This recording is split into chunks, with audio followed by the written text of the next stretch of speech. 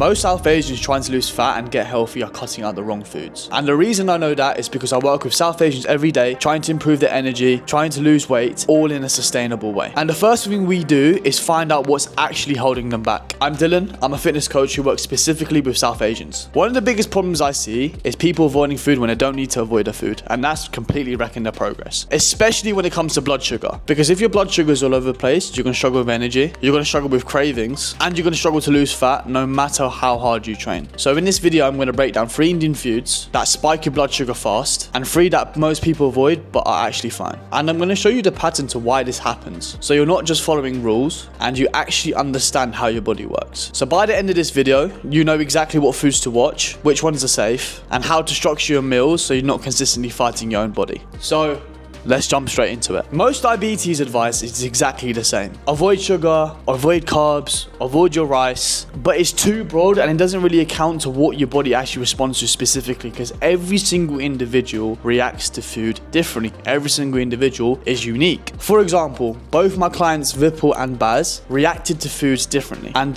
Vipul's spikes were completely different to Baz's spikes, as the results were different for each person. The most important thing is to have a glucose monitor so you can actually identify what foods are spiking your blood sugar levels. And this is what we've seen through multiple clients. But the most important thing is you actually need to test it yourself. So once you understand your own blood sugar levels and you see what foods are actually spiking you, you're probably asking yourself, what do I then do about it? So let's actually start with foods that's destroying your blood sugar levels. And most people have no idea about this one. Mostly carbs spike your blood sugar levels. In the Indian diet, it tends to have a lot of it. And the number one carb is white rice. It's mostly fast carbs, which are very, very low in fiber. The thing about fast acting carbs, it digests incredibly quickly, but it raises your blood sugar levels very, very fast. The problems get worse when it comes to the portion, because with the Indian diet, I see people have this for breakfast, lunch, and dinner. It's not the fact that you can't eat it, it's all about having it at the right times and potentially around your training window. But the most important thing is you need to understand how it reacts to your body in certain times. The best time to have it, in my opinion, would be nearly your training window. Early in the day,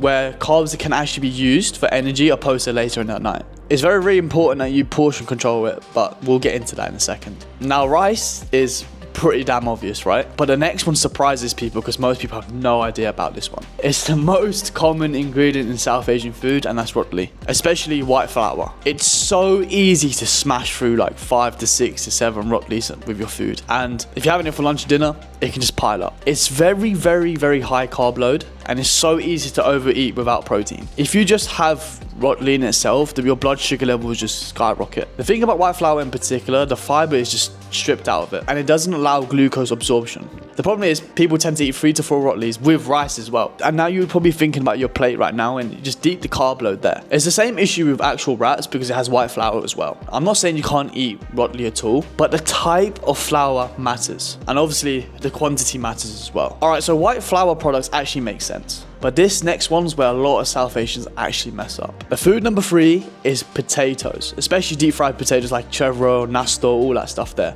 Mum, if you're watching this, stop eating it, man. It's a rapid digestion starch, and it has very, very low protein and very, very low fiber. This causes your glucose levels to just spike rapidly. It gets even more worse once it's fried. The more fried it is, the more worse it is. It's not just the potato with the chevro, for example, it's how it's prepared. So those 3 are the biggest things that are destroying your blood sugar levels. But here's the thing that most people don't even realize. There are foods that you're probably avoiding that don't even spike your blood sugar at all. Number 1 is dal or lentils. It has great fiber and has a decent amount of protein, which keeps you fuller for longer. And this combo alone will slow down your digestion. It gives you more stable blood sugar opposed to rice, for example. This is why food order matters, because you want to have your dal first and then your rice. With my clients' data, I've noticed that dal and rice together, it's so much more stable than having rice alone. People avoid it because they think all carbs is bad. But the reality is having a good fiber source and a protein source is the right key here,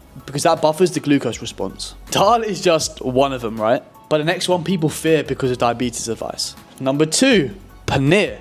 Paneer is so beautiful. You can use it in so many different foods. I love this food so much growing up. From paneer bhurji, paneer tikka, you name it, it's beautiful. It's high in protein, has decent fats, and very, very low to little carbs. It helps keep the blood sugar level stable throughout every single meal. Fat actually slows down glucose absorption. People hear the word fat and they think they're getting fat, but that's far from the truth. Remember, fat is your actual friend when it comes to controlling your blood sugar. And the truth is, protein and fat is exactly what keeps you stable. So, dal and paneer is safe. But the last one is a secret weapon which people actually ignore. Food number 3 is vegetables. Yet again, it's high in fiber and very low in carbs. It slows down the glucose rise in every single meal. This is the actual secret because vegetables is the neutralizer. They actively buffer the spike from rice and broccoli. So what you want to do is fill half your plate with literally just vegetables, and not only is it going to keep you fuller for longer, but your blood sugar response will be completely different. There's so many examples out there. You've got spinach, you've got bindi, you've got cauliflower, you've got broccoli. It's so easy to add this to your other meals. People tend to avoid the vegetables because they don't really understand the impact. They think it's just a healthy filler, but in reality, this what actually makes difference to your spikes and actually makes it all stable. You're probably wondering why spikes even happen. Spikes happen when your food is high carbs, low fiber, and digests fast. Stable blood sugar levels come from protein,